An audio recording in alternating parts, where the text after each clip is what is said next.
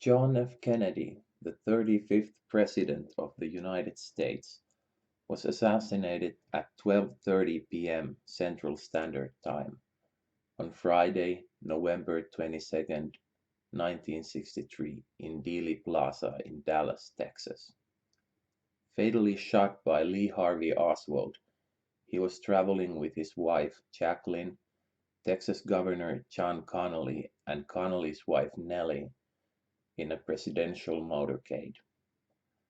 A 10-month investigation from November 1963 to September 1964 by the Warren Commission concluded that Oswald acted alone in shooting Kennedy, and that Jack Ruby also acted alone when he killed Oswald before he could stand trial. Kennedy's death marked the fourth following Lincoln, Garfield, and McKinley, and most recent assassination of an American president. Vice President Lyndon B. Johnson became president upon Kennedy's death. When he took the constitutionally prescribed oath of office on board Air Force One at Dallas Love Field before departing for Washington, D.C.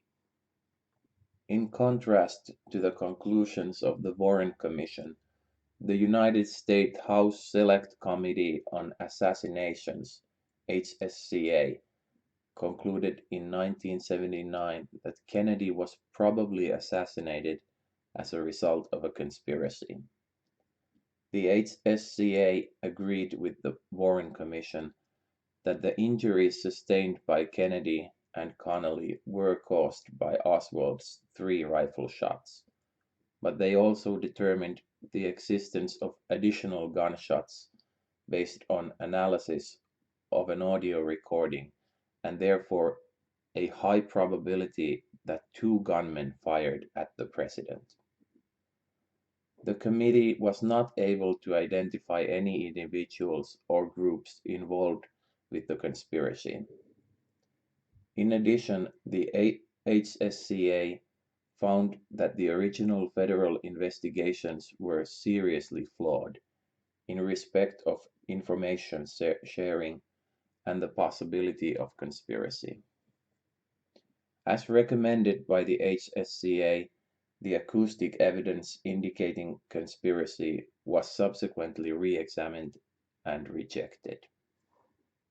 In light of the investigative reports determining that reliable acoustic data do not support a conclusion that there was a second gunman, the Justice Department has concluded active investigations, stating that no persuasive evidence can be identified to support the theory of a conspiracy in the assassination of President Kennedy. However, Kennedy's assassination is still the subject of widespread debate and has spawned numerous conspiracy theories and alternative scenarios. Polling in 2013 showed that 60% of Americans believe that a group of conspirators was responsible for the assassination. President Kennedy traveled to Texas to smooth over frictions in the Democratic Party between liberals Ralph Yarborough and Don Yarborough, no relation, and conservative John Connally. President Kennedy's motorcade route through Dallas was planned to give him maximum exposure to local crowds before his arrival, along with Vice President Lyndon Johnson and Texas Governor John Connally, at a luncheon with civic and business leaders in that city. The White House staff informed the Secret Service that the president would arrive there via a short flight from Carswell Air Force Base in Fort Worth to Dallas Love Field. The Dallas Trade Mart had been preliminarily selected for the luncheon, and the final decision of the place as the end of the motorcade journey was selected by President Kennedy's friend and appointments secretary Kenneth O'Donnell. Leaving from Dallas Love Field, 45 minutes had been allotted for the motorcade to reach the Trade Mart at a planned arrival time of 12:15 p.m. The actual route was chosen to be a meandering 10-mile route between the two places, which could be driven slowly in the allotted time.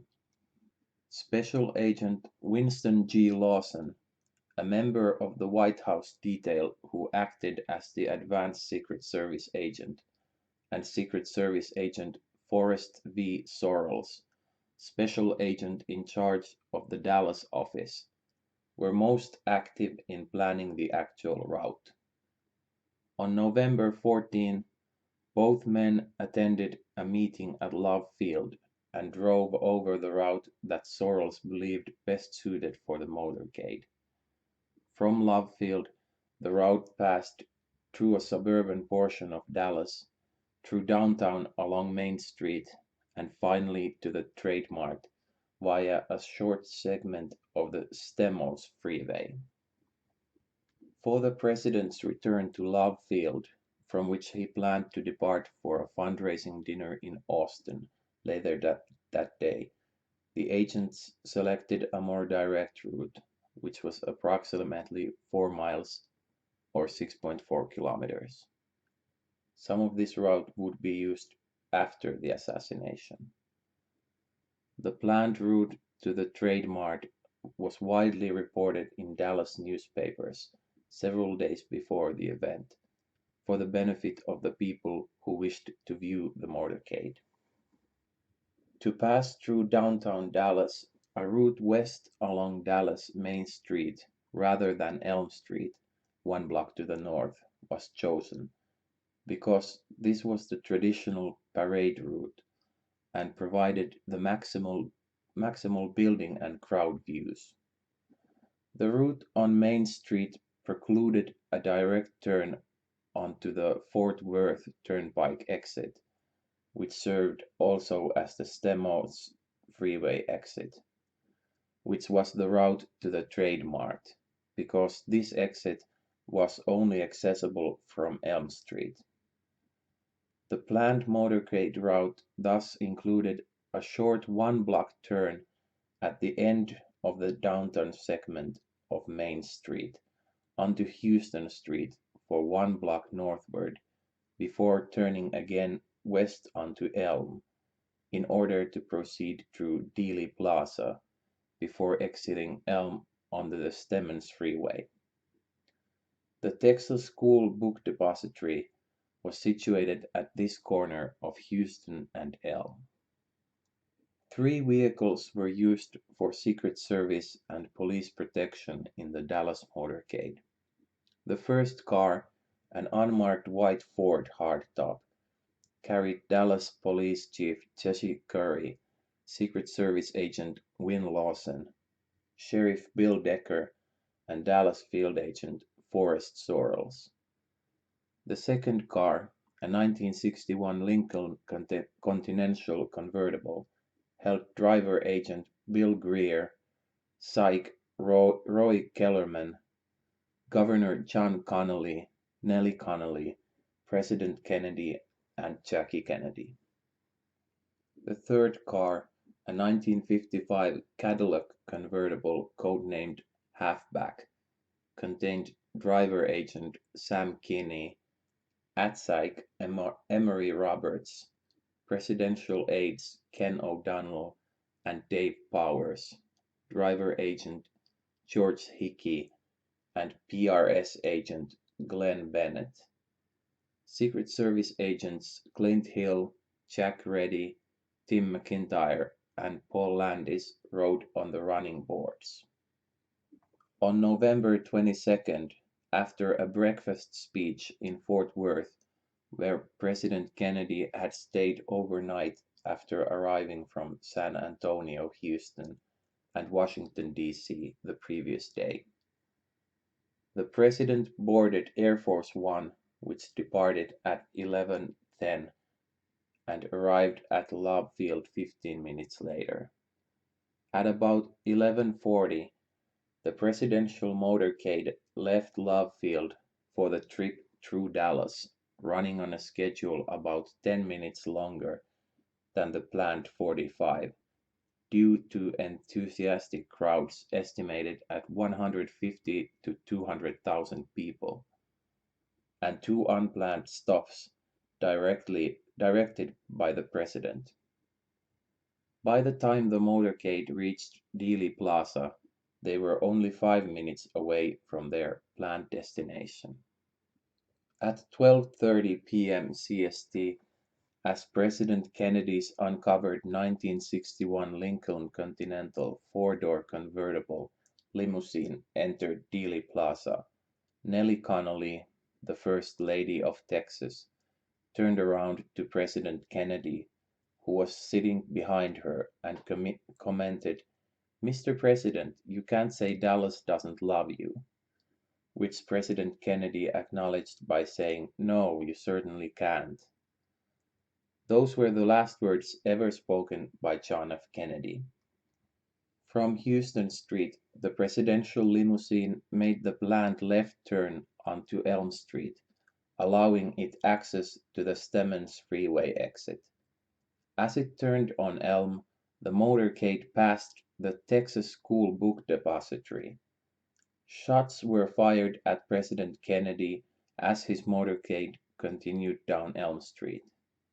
About 80% of the witnesses recalled hearing three shots. A minority of the witnesses recognized the first gunshot they heard as weapon fire, but there was hardly any reaction to the first shot from a majority of the people in the crowd or those riding in the motorcade. Many later said they heard what they first thought to be a firecracker or the backfire of one of the vehicles, shortly after the president began waving. Within 1 second of each other, President Kennedy, Governor Connally, and Mrs. Kennedy all turned abruptly from looking to their left to looking to their right, between Zapruder films, frames 155 and 169. Connally, like the president, a World War II military veteran, and unlike him, a longtime hunter, testified that he immediately recognized the sound of a high-powered rifle. Then he turned his head and torso rightward, attempting to see President Kennedy behind him. Governor Connally testified he could not see the president, so he then started to turn forward again, turning from his right to his left. Connally also testified that when his head was facing about 20 degrees left of center, he was hit in his upper right back by a bullet he did not hear fired. The doctor who operated on Connally measured his head at the time he was hit as turned 22nd degrees left of center. After Connally was hit he shouted, "Oh no, no, no, my God, they're going to kill us all." Mrs. Connally testified that just after hearing a loud, frightening noise that came from somewhere behind her and to her right, she turned toward President Kennedy and saw him raise his arms and elbows, with his hands in front of his face and throat. She then heard another gunshot and then Governor Connally yelling. Mrs. Connally then turned away from Kennedy toward her husband, at which point another gunshot sounded and she and the limousine's rear interior were covered with fragments of skull, blood, and brain. According to the Warren Commission and the House Select Committee on Assassinations, as Kennedy waved to the crowds on his right, with his right arm upraised on the side of the limo, a shot entered his upper back, penetrated his neck, slightly damaged a spinal vertebra and the top of his right lung, and exited his throat nearly centerline just beneath his larynx, nicking the left side of his suit tie knot. He raised his elbows and clenched his fists in front of his face and neck, then leaned forward and left. Mrs. Kennedy, facing him, then put her arms around him in concern. Governor Connolly also reacted after the same bullet penetrated his back just below his right armpit, creating an oval entry wound, impacted and destroyed 4 inches of his right fifth rib, exited his chest just below his right nipple, creating a 2.5-inch oval sucking air chest wound, entered his arm just above his right wrist, cleanly shattered his right radius bone into 8 pieces, exited just below the wrist at the inner side of his right palm, and finally lodged in his left inner thigh. The Warren Commission theorized that the single bullet struck sometime between Zapruder frames 210 and 225, while the White House Select Committee theorized that it struck exactly at Zapruder frame 190. According to the Warren Commission, a second shot struck the president at Zapruder film frame 313. The commission made no conclusions as to whether this was the second or third bullet fired. The presidential limousine was then passing in front of the John Neely Bryan North Pergola concrete structure. The two investigative committees concluded that the second shot to hit the president entered the rear of his head. The House Select Committee placed the entry wound 4 inches higher than the Warren Commission placed it, and, passing in fragments through his head, created a large, roughly ovular hole on the rear right side. The president's blood and fragments of his scalp, brain, and skull landed on the interior of the car, the inner and outer surfaces of the front glass windshield and raised sun visors, the front engine hood, the rear trunk lid, the follow-up Secret Service car and its driver's left arm, and motorcycle officers riding on both sides of the president behind him. Secret Service agent Special Agent Clint Hill was riding on the left front running board of the follow-up car, which was immediately behind the presidential limousine.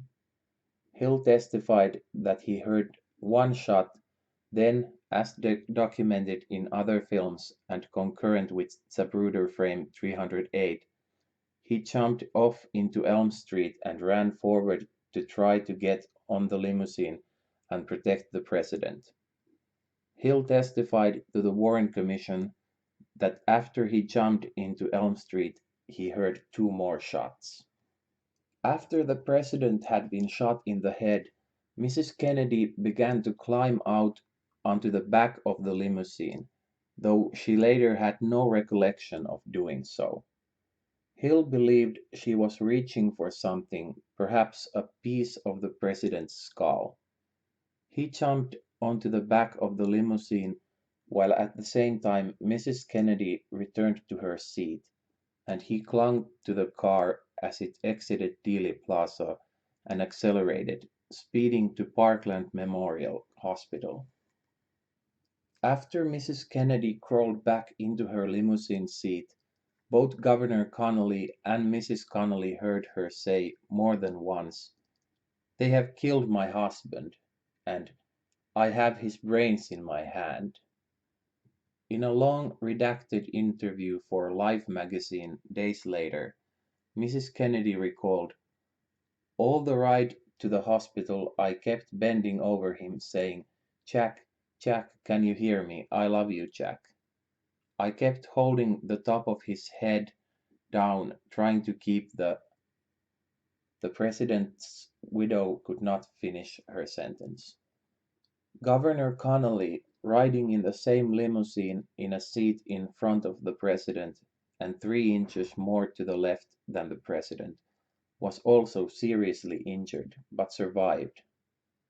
Doctors later stated that after the governor was shot, his wife pulled him onto her lap, and the resulting posture helped close his front chest wound, which was causing air to be sucked directly into his chest around his collapsed right lung. James Tague, a spectator and witness to the assassination, also received a minor wound to his right cheek while standing 531 feet away from the depository's sixth floor, easternmost window, 270 feet in front of and slightly to the right of President Kennedy's head-facing direction, and more than 16 feet below the top of the president's head. Tague's injury occurred when a bullet or bullet fragment with no copper casing struck the nearby Main Street South curb. A deputy sheriff noticed some blood on Tague's cheek, and Tague realized something had stung his face during the shooting. When Tague pointed to where he had been standing, the police officer noticed a bullet smear on a nearby curb. 9 months later, the FBI removed the curb, and a spectrographic analysis revealed metallic residue consistent with that of the lead core in Oswald's ammunition. When Tague testified to the Warren Commission and was asked which of the 3 shots he remembered hearing struck him, he stated it was the second or third shot. When the Warren Commission attorney pressed him further, Tague stated he was struck concurrent with the second shot. The presidential limousine was passing a grassy knoll on the north side of Elm Street at the moment of the fatal headshot. As the motorcade left the plaza, police officers and spectators ran up the knoll and from a railroad bridge over Elm Street, the triple underpass, to the area behind a 5-foot high stockade fence atop the knoll, separating it from a parking lot. No sniper was found. S. M. Holland, who had been watching the motorcade on the triple underpass, testified that immediately after the shots were fired, he went around the corner where the overpass joined the fence, but did not see anyone running from the area. Lee Bowers, a railroad switchman sitting in a 2-story tower, had an unobstructed view of the rear of the stockade fence atop the grassy knoll during the shooting. He saw a total of 4 men in the area between his tower and Elm Street. A middle-aged man and a younger man, standing 10 to 15 feet apart near the triple underpass, who did not seem to know each other, and 1 or 2 uniformed parking lot attendants. At the time of the shooting, he saw something out of the ordinary, a sort of milling around, which he could not identify. Bowers testified that one or both of the men were still there when motorcycle officer Clyde Haygood ran up the grassy knoll to the back of the fence. In a 1966 interview, Bowers clarified that the 2 men he saw were standing in the opening between the pergola and the fence, and that no one was behind the fence at the time the shots were fired. Meanwhile, Howard Brennan, a steamfitter who was sitting across the street from the Texas School Book Depository, notified police that as he watched the motorcade go by, he heard a shot come from above and looked up to see a man with a rifle make another shot from a corner window on the sixth floor. He said he had seen the same man minutes earlier looking out the window. Brennan gave a description of the shooter, and Dallas police subsequently broadcast descriptions at 12:45 p.m., 12:48 p.m., and 12:55 p.m.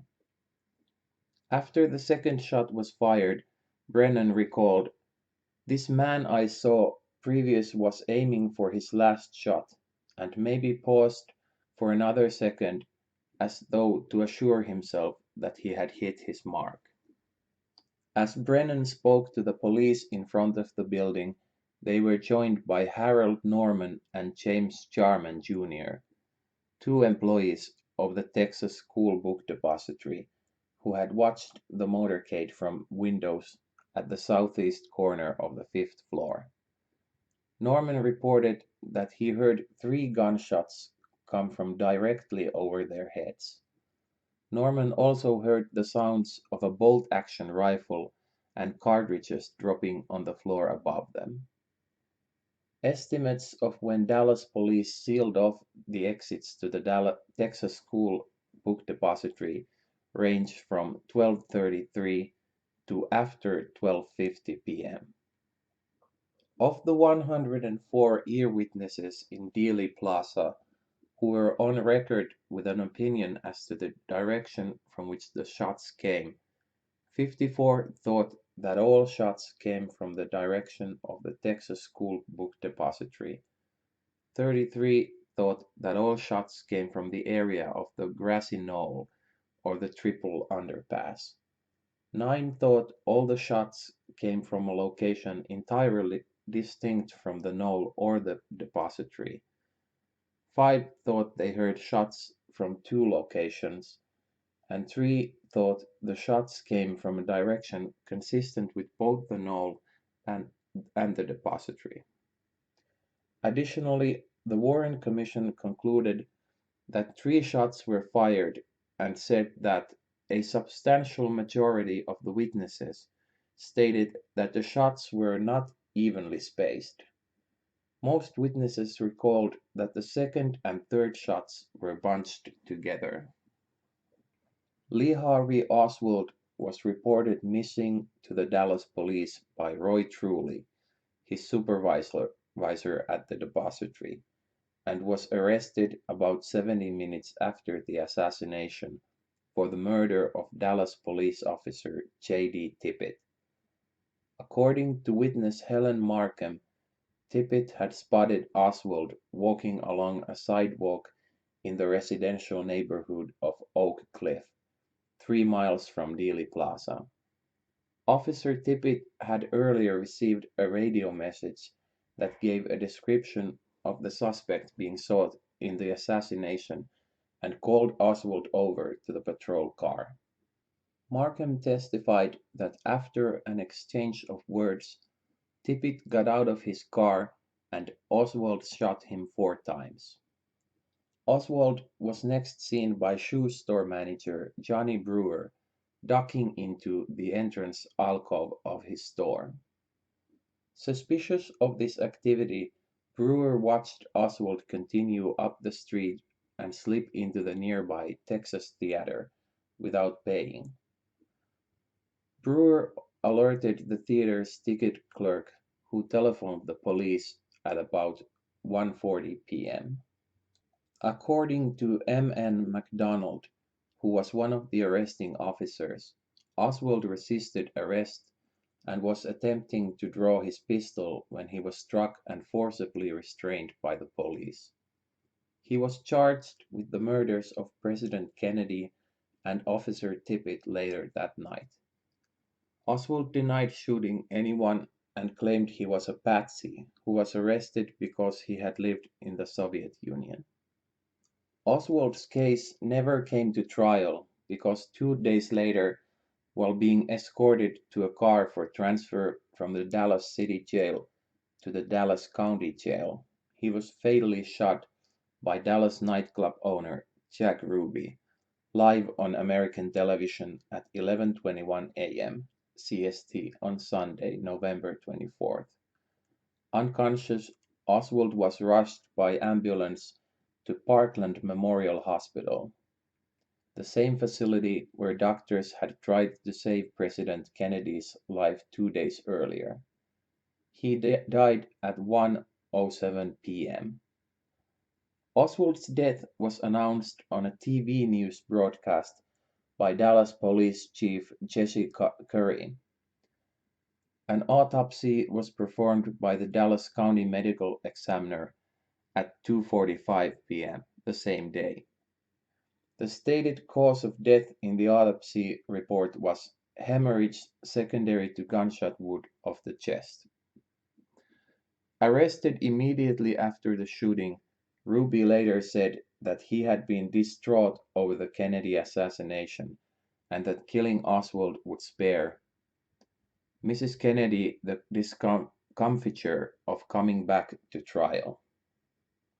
An Italian Carcano M91/38 bolt-action rifle was found on the sixth floor of the Texas School Book Depository by Deputy Constable Seymour Weitzman and Deputy Sheriff Eugene Boone soon after the assassination of President Kennedy. The recovery was filmed by Tom Allier of WFAA-TV.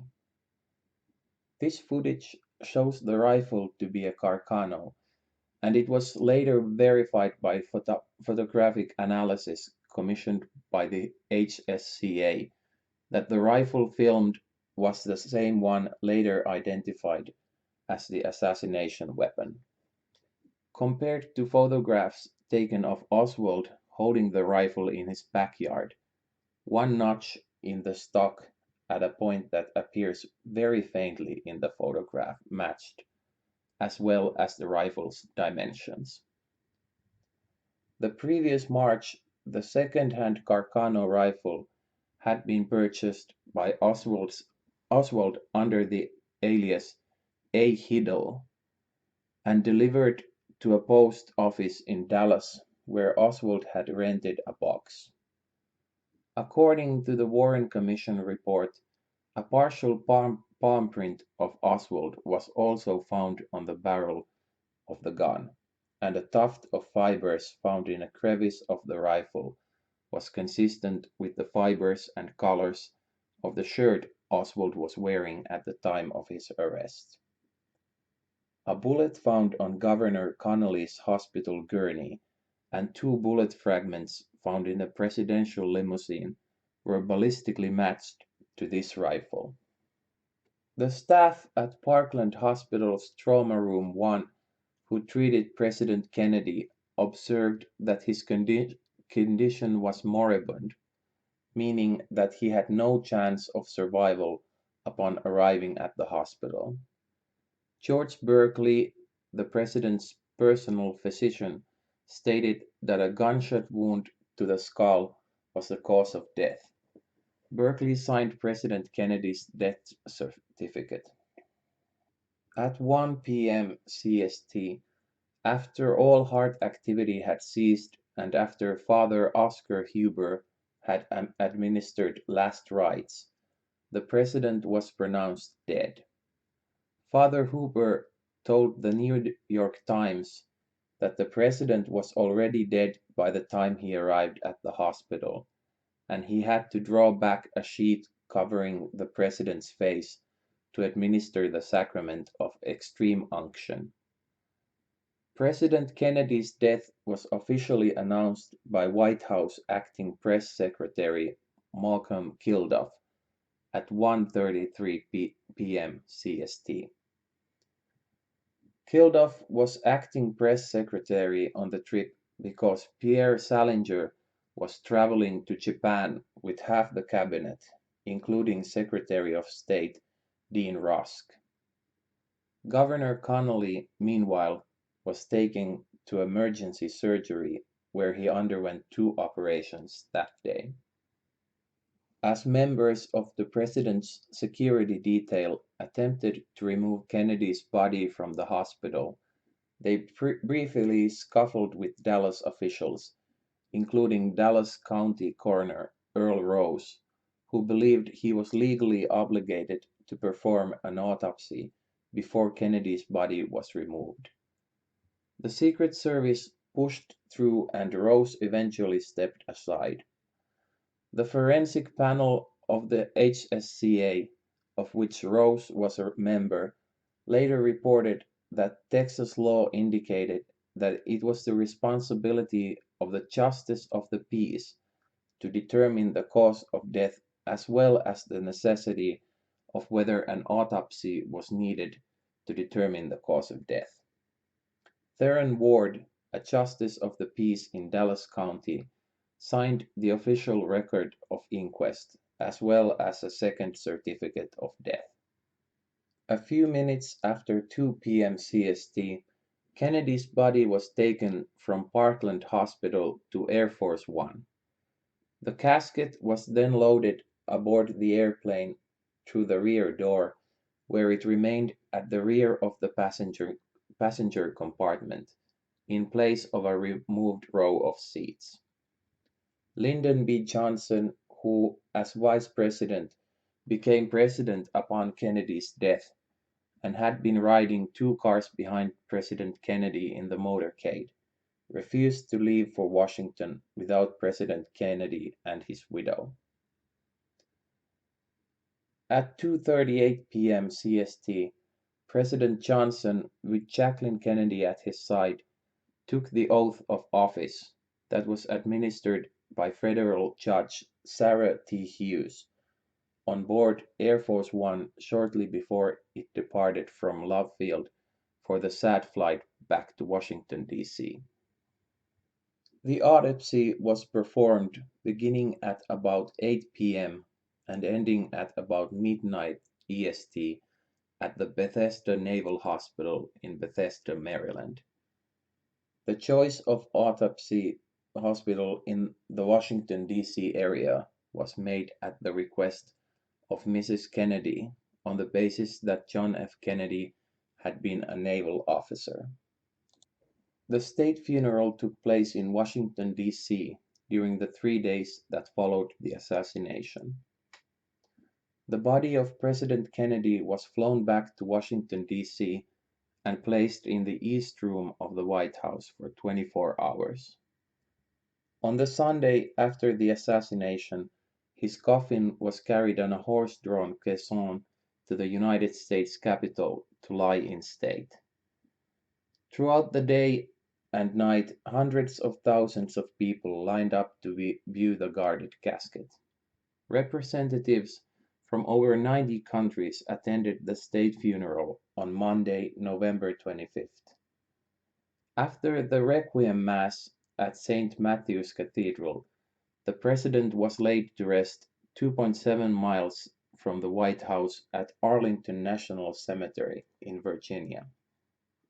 No radio or television stations broadcast the assassination live because the area through which the motorcade was traveling was not considered important enough for a live broadcast. Most media crews were not even with the motorcade, but were waiting instead at the Dallas Trade Mart in anticipation of President Kennedy's arrival. Those members of the media who were with the motorcade were riding at the rear of the procession. The Dallas police were recording their radio transmission over 2 channels. A frequency designated as Channel 1 was used for routine police communications.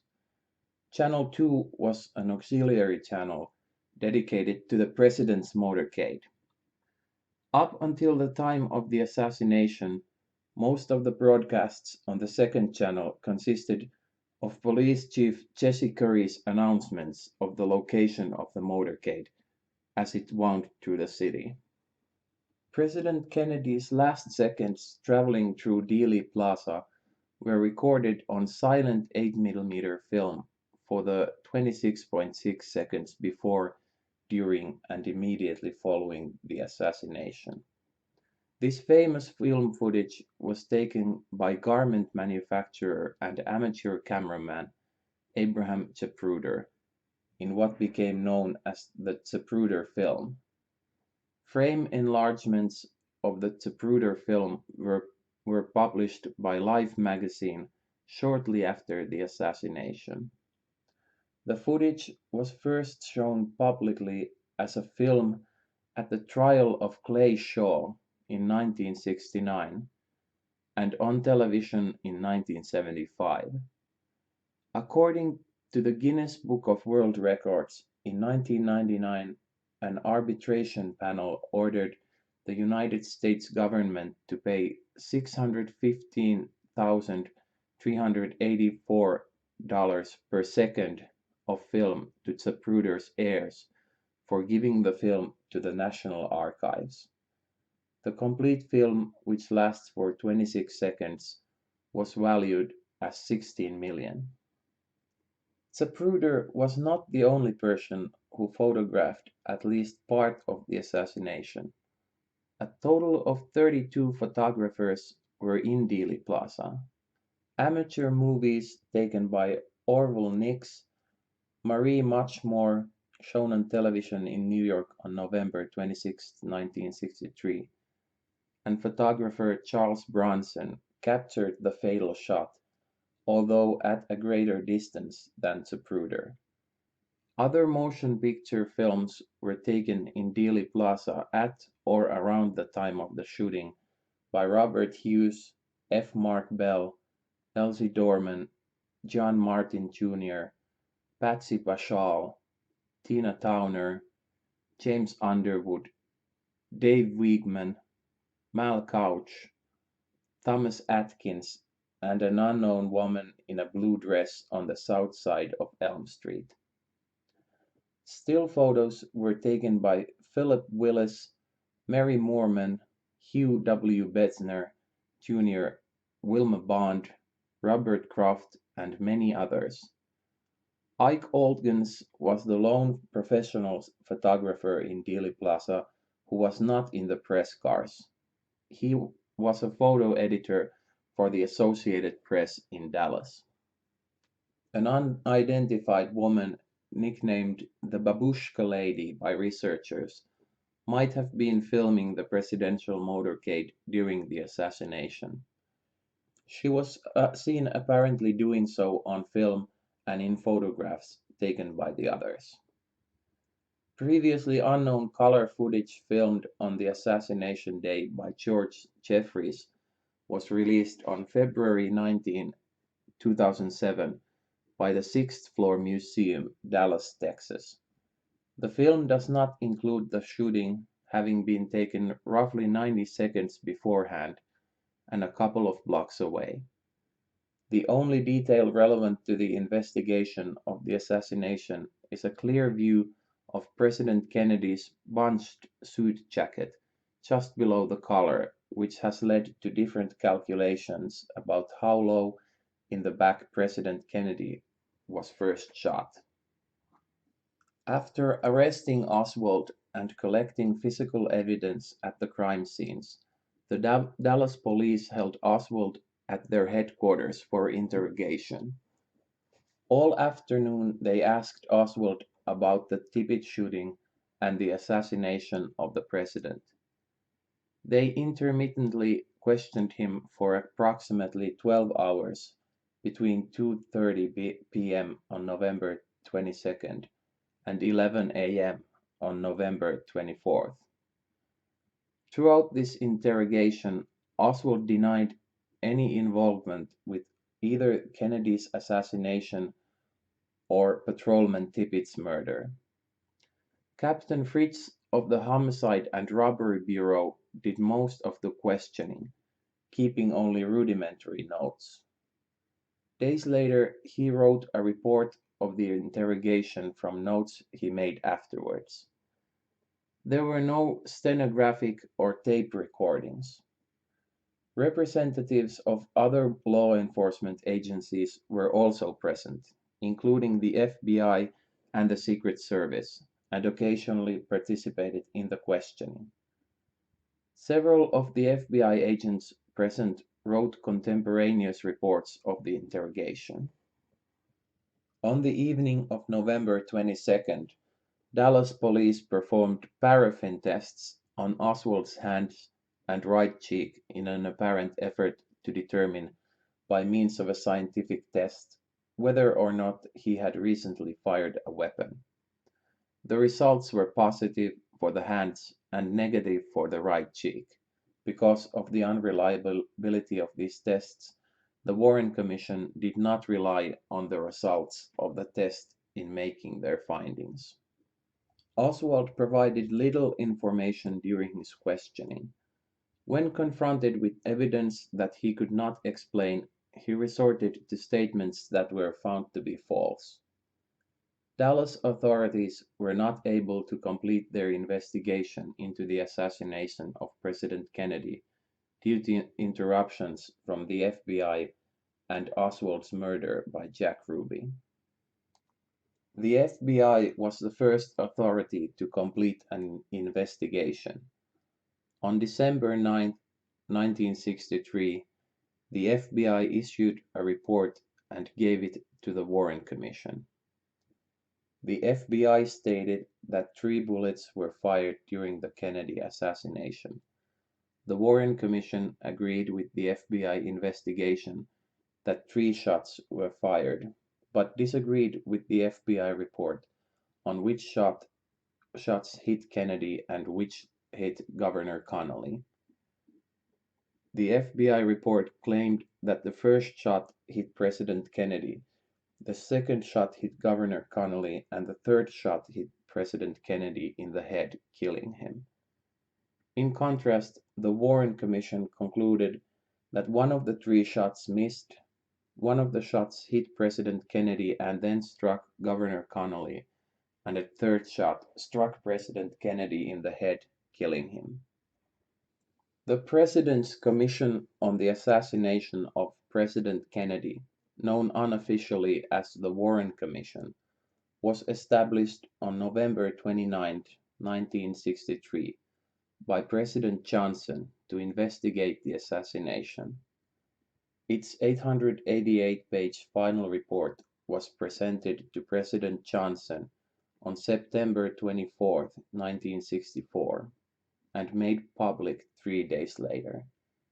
It concluded that Lee Harvey Oswald acted alone in the killing of President Kennedy and the wounding of Texas Governor John Connally, and that Jack Ruby also acted alone in the murder of Oswald. The Commission's findings have since proven controversial and have been both challenged and supported by later studies. The Commission took its unofficial name, the Warren Commission, from its chairman, Chief Justice Earl Warren. According to published transcripts of Johnson's presidential phone conversations, some major officials were opposed to forming such a commission, and several commission members took part only with extreme reluctance. One of their chief reservations was that a commission would ultimately create more controversy than consensus, and those fears ultimately proved valid. All of the Warren Commission's records were submitted to the National Archives in 1964. The unpublished portion of those records was initially sealed for 75 years to 2039 under a general National Archives policy that applied to all federal investigations by the executive branch of government, a period intended to serve as protection for innocent persons who could otherwise be damaged because of their relationship with participants in the case. The 75-year rule no longer exists, supplanted by the Freedom of Information Act of 1966 and the JFK Records Act of 1992. In 1968, a panel of 4 medical experts appointed by Attorney General Ramsey Clark met in Washington, D.C. to examine various photographs, X-ray films, documents, and other evidence about the death of President Kennedy. The Clark panel determined that President Kennedy was struck by 2 bullets fired from above and behind him, one of which traversed the base of the neck on the right side without striking bone, and the other of which entered the skull from behind and destroyed its upper right side. The United States President's Commission on CIA Activities within the United States was set up under President Gerald Ford in 1975 to investigate the activities of the CIA within the United States. The commission was led by Vice President Nelson Rockefeller and is sometimes referred to as the Rockefeller Commission. Part of the commission's work dealt with Kennedy assassination, specifically the head snaps as seen in Zapruder film, first shown to the general public in 1975, and the possible presence of E. Howard Hunt and Frank Sturgis in Dallas. The commission concluded that neither Hunt nor Sturgis was in Dallas at the time of the assassination. Church Committee is the common term referring to the 1975 United States Senate Select Committee to study governmental operations with respect to intelligence activities, a U.S. Senate committee chaired by Senator Frank Church to investigate the illegal intelligence gathering by the Central Intelligence Agency and Federal Bureau of Investigation after the Watergate incident. It also investigated the CIA and FBI conduct relating to the JFK assassination. Their report concluded that the investigation on the assassination by FBI and CIA were fundamentally deficient, and the facts that have greatly affected the investigation had not been forwarded to the Warren Commission by the agencies. It also found that the FBI, the agency with primary responsibility on the matter, was ordered by Director Hoover and pressured by unnamed higher government officials to conclude its investigation quickly. The report hinted that there was a possibility that senior officials in both agencies made conscious decisions not to disclose potentially important information. As a result of increasing public and congressional skepticism regarding the Warren Commission's findings and the transparency of government agencies, House Resolution 1540 was passed in September 1976, creating the United States House Select Committee on Assassinations to investigate the assassinations of President Kennedy and Martin Luther King, Jr. The committee investigated until 1978 and in March 1979 issued its final report, concluding that President John F. Kennedy was probably assassinated as a result of a conspiracy. While one of the reasons for that finding of probable conspiracy was a since discredited acoustic analysis of a police channel dictabelt recording, the HSCA also commissioned numerous other scientific studies of acoustic analysis that corroborate the Warren Commission's findings. The committee concluded that previous investigations into Oswald's responsibility were thorough and reliable, but they did not adequately investigate the possibility of a conspiracy, and that federal agencies performed with varying degrees of competency. Specifically, the FBI and CIA were found to be deficient in sharing information with other agencies and the Warren Commission. Instead of furnishing all information relevant to the investigation, the FBI and CIA only responded to specific requests and were still occasionally inadequate. Furthermore, the Secret Service did not properly analyze information it possessed prior to the assassination and was inadequately prepared to protect the president. Concerning the conclusions of probable conspiracy, Four of the 12 committee members wrote dissenting opinions.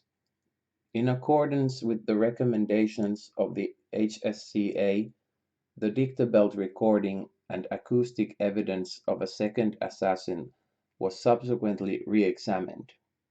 In light of investigative reports from the FBI's Technical Services Division and a specially appointed National Academy of Sciences committee determining that reliable acoustic data do not support a conclusion that there was a second gunman, the Justice Department concluded that no persuasive evidence can be identified to support the theory of a conspiracy in the assassination of President Kennedy. Although the final report and supporting volumes of the HSCA was publicly released, the working papers and primary documents were sealed until 2029 under congressional rules and only partially released as part of the 1992 JFK Act. In 1992, the popular but controversial movie JFK had renewed public interest in the assassination and particularly in the still classified documents referenced in the film's postscript. Largely in response to the film, Congress passed the JFK Act, or President John F. Kennedy Assassination Records Collection Act of 1992. The goal of the legislation was to collect at the National Archives and make publicly available all of the assassination-related records held by federal and state government agencies, private citizens, and various other organizations.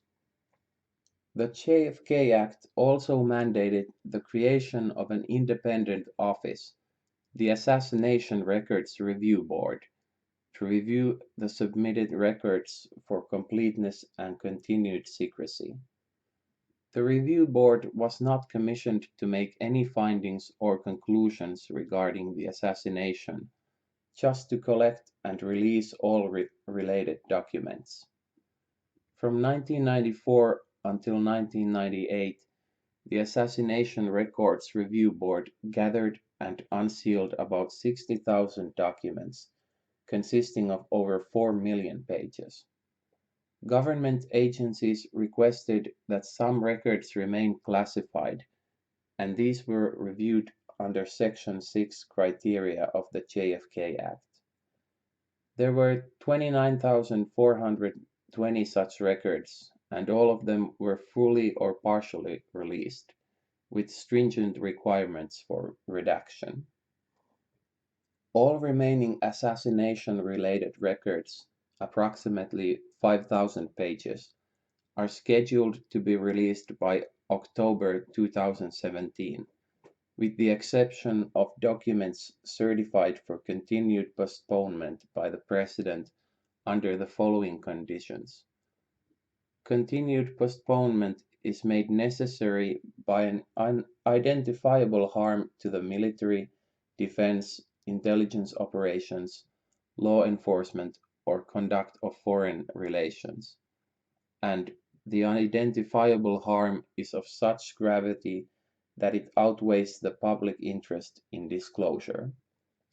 There is some concern among researchers that significant records, particularly those of the CIA, may still remain classified after 2017. Although these documents may include interesting historical information, all of the records were examined by the review board and were not determined to impact the facts of the Kennedy assassination.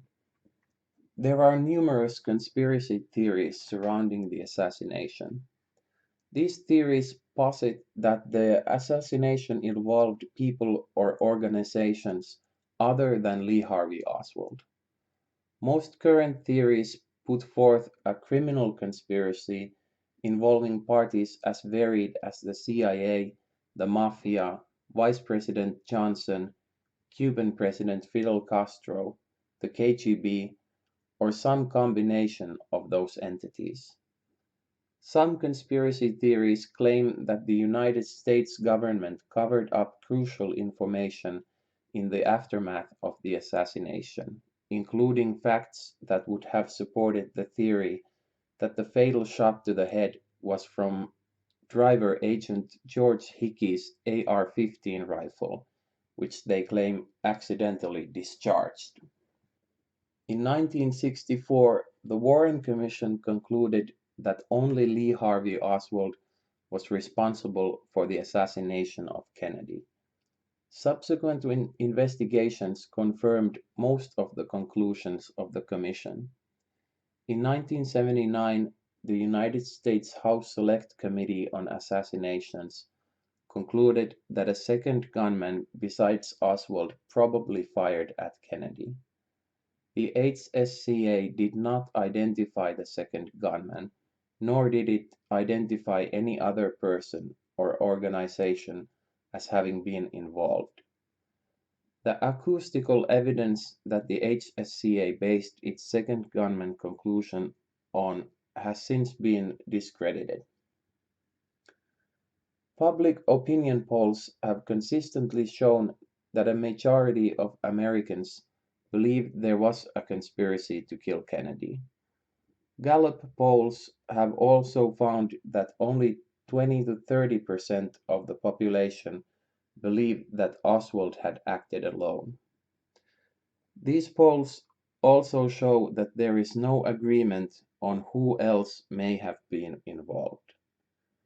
Former Los Angeles District Attorney Vincent Bugliosi estimated that a total of 42 groups, 82 assassins, and 214 people had been accused in various Kennedy assassination conspiracy theories.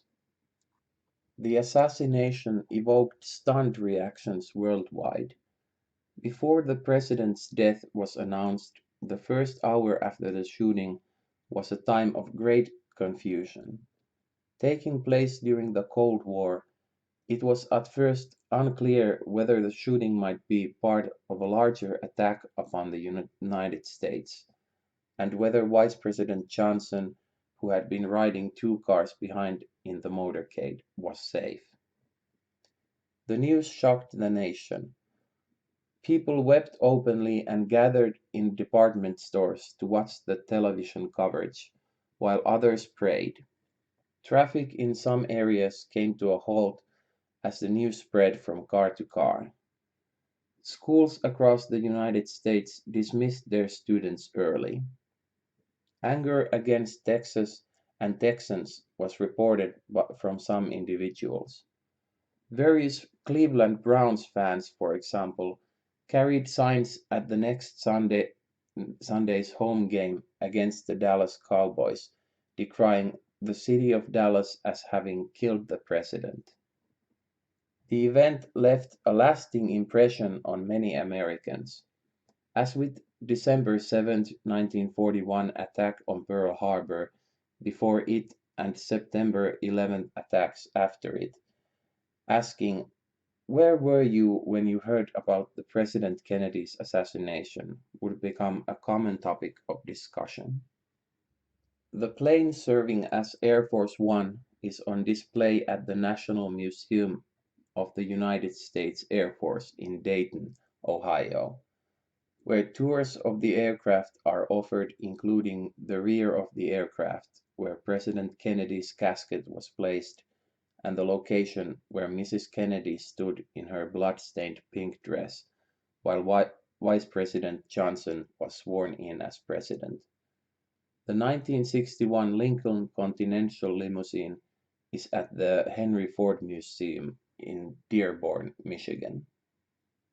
Equipment from the trauma room at Parkland Memorial Hospital, where President Kennedy was pronounced dead, including a gurney, was purchased by the federal government from the hospital in 1973 and is now stored by the National Archives at an underground facility in Lenexa, Kansas.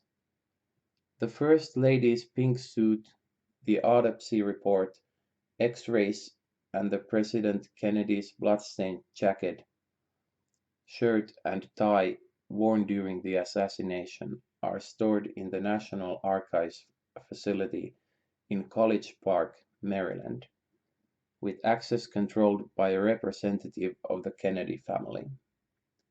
The rifle used by Oswald, his diary, revolver, bullet fragments, and the windshield of Kennedy's limousine are also stored by the archives.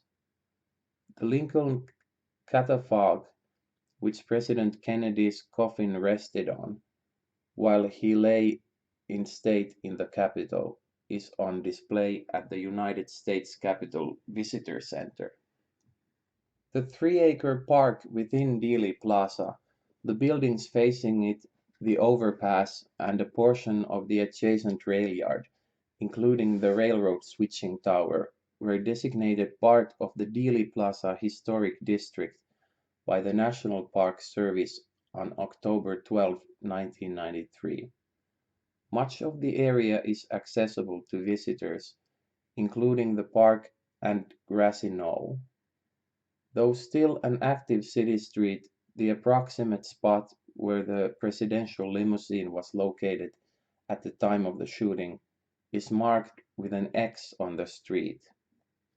The Texas School Book Depository now draws over 225,000 visitors each year to the sixth floor museum at Dealey Plaza, operated by the Dallas County Historical Foundation.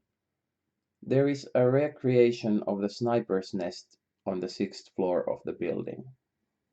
At the historic Auto Attractions Museum in Roscoe, Illinois, are permanently displayed items related to the assassination, such as the catalog Oswald used to order the rifle, a hat and jacket that belonged to Jack Ruby, and the shoes he wore when he shot Oswald, and a window from the Texas School Book Depository.